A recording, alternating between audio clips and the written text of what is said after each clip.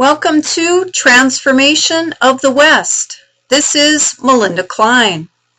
In the last 2 decades of the 19th century, the West grew in population.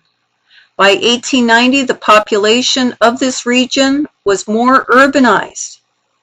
The incoming people of the West adopted new ideals in reaction to what they found, creating unique communities and forging the possibility of joining the expansionist mood promised in the 1840s with Manifest Destiny. By the turn of the century, the uniqueness of a Wild West was somehow lost in a national memory as the West was made. Cultural strife and conflicting ideologies abounded.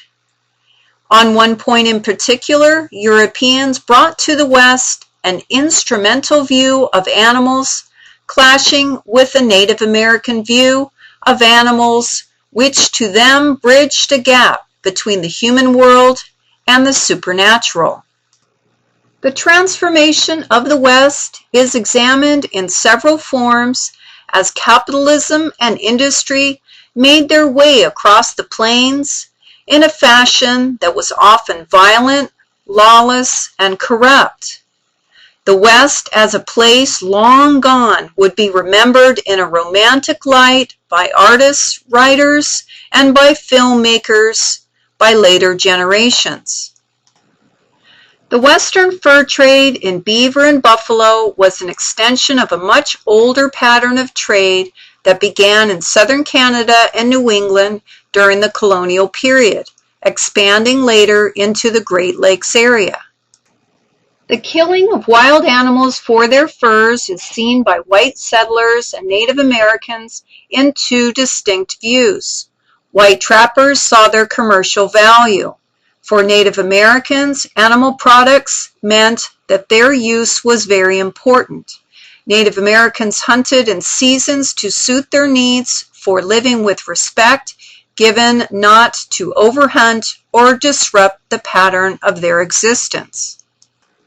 The buffalo became a symbol of the disappearing West as a place and a time. Americans had not always been eaters of beef, but by the end of the 19th century, there was a great demand for it. If the American diet had stuck to chicken, pork, or seafood, the making of the American West might have turned out quite differently. The open ranges of the Plains states represented a commercial venture to benefit a growing and hungry nation. Cattlemen who lived there exuded a type of raw masculinity. In the early Texas cattle country, enterprise alone could turn a cowboy into a cattleman. Cowboys adopted mavericks, these are unbranded, motherless calves, and made a start for themselves in the industry. Midwestern packers did not trust the individual spirit of the cowboy. However, a national organization of the cattlemen appeared later in 1883. By the 1880s, the Chicago packing houses dominated the American marketplace. Chicago became the meat and beef capital of America.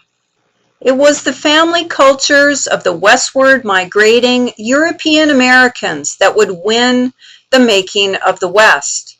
This population would make the greatest changes to the West.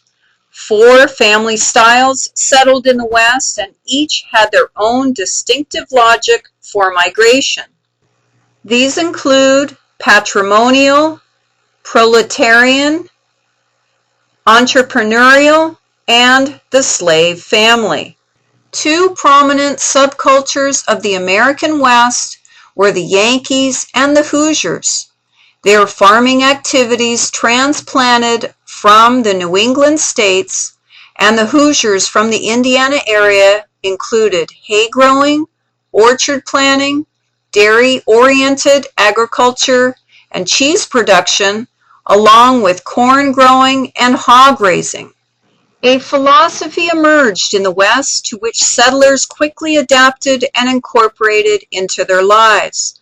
A set of beliefs for Westerners to resort to violence included the following: the doctrine of no duty to retreat, the imperative of personal redress, the homestead ethic, the ethic of individual enterprise, the code of the West, and the ideology of vigilantism. Politics, money, and gunfighting. Yes, the winning of the West was oftentimes violent, and competing powers held the ground or lost it. By the eve of World War I, the West produced the majority of the nation's copper, gold, and silver. Copper was so vital to creating electrical, telegraph, and in time, telephone industries that after the 1880s, mining copper became a very lucrative venture. By 1901, it was understood by many that additional resources of fuel needed to be found and made available. Coal was no longer the solution. Oil refined into gasoline and lubricating oils became the future. Work life in the American West was diverse. Construction labor was dominated by minorities who were largely unskilled. But there were mountain men and miners and farmers, cattle barons, mariners and dock workers, merchants, traders, and a professional class that would make the West. Advances in technology helped to win the West. Western cities and her residents wanted home and public comforts found in established cities in the East. This encouraged Western cities to become attractive enough for Easterners to establish their businesses west, building homes and schools, wharfs and warehouses, commercial centers, public libraries, and much, much more. The fear of the exhaustion of abundance out west in regards to raw materials became clear as the frontier became more of a memory. Fears about resource exhaustion inspired conservation of American natural resources. While timber exhaustion was the main concern, environmental degradation of land resources remained a hot topic in Washington, D.C. Inspired by the legislature of New York to save their state from soil erosion and deforestation, the U.S. Congress in 1891 passed a new statute revising many of the nation's existing land laws. Western art illustrates a story commonly remembered by a regional population. This art typically illustrates the masculinity of the male, while this individual gives his best. Challenges to his world were whites, Indians, and the environment. Western art confirmed the American spirit in the West, self-sacrificing and pioneering. As a new artistic movement, artists created a version of the history of the West, a memory not to be forgotten, a romantic view of the West that has disappeared long ago. Even the word Western implies a wild existence set against seemingly insurmountable odds. This elusive meaning brings to mind a simpler time, a slower time, a time of wagon trains, Indians and cowboys, of gunslingers and six-shooters, and of mountain men, and the bugle of the cavalry. Don't be too hard on the myth makers. From James Fenimore Cooper's 1826 The Last of the Mohicans to the recently released 20th Century Fox film starring Daniel Day-Lewis in 1992, the modern moviegoers want their myth, legend, and the story of the winning of the West.